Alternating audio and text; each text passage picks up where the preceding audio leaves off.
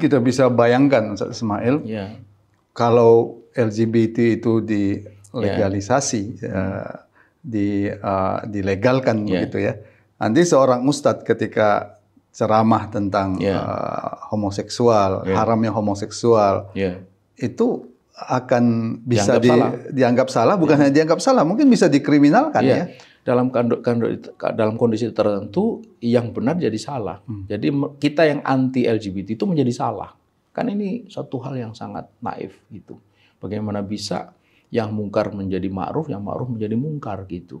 Karena itulah maka penting sekali sejak dini sebelum semuanya membesar itu harus ada reaksi keras untuk menuntut bahwa LGBT ini memang harus dinyatakan sebagai, kalau dalam bahasa Al-Quran itu fahisah. Dan fahisah itu pasti jarimah. Kalau jarimah itu pasti harus ada hukumannya gitu. Tanpa itu, maka ini cepat atau lambat pasti akan sampai pada titik yang mereka cita-citakan. Ingat, publik Amerika itu cukup keras, bahkan sangat keras melawan propaganda LGBT pada awalnya tahun 50-an. Dan mereka, saya yakin tidak menyangka bahwa 60-70 tahun kemudian mereka terpaksa melihat kenyataan bahwa LGBT yang dulu ditentang sangat keras itu akhirnya diterima, bahkan secara legal gitu.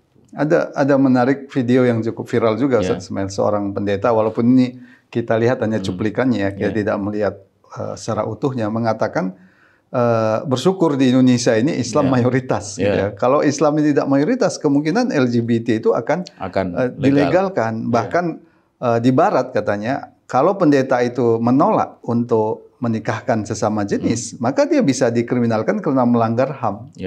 Jadi ini fenomena yang kalau terjadi sungguh sangat mengerikan. Artinya kelihatan hanya Islam yang bisa melawan ini. Hanya Islam, tapi Islam yang sebenarnya. Jika Islam yang tidak sebenarnya, yang dia itu hanya nama, maka dia akan sangat dipengaruhi juga oleh pikiran-pikiran sekuler, pikiran-pikiran HAM.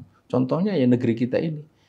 Jikalau dengan Islam yang sebenarnya, yang hakiki, maka tidak akan muncul keraguan gitu untuk mengatakan bahwa LGBT ini fahisah, satu perbuatan yang menjijikkan, dan karenanya dia harus dianggap sebagai jarimah kejahatan gitu. Kalau dia mukhalifus syar', bertentangan dengan syariat, dan karenanya kemudian harus dihukum.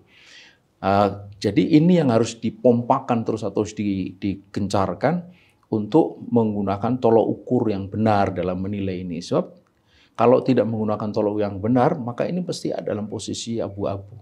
Dan makin lama ruang toleransi itu makin besar.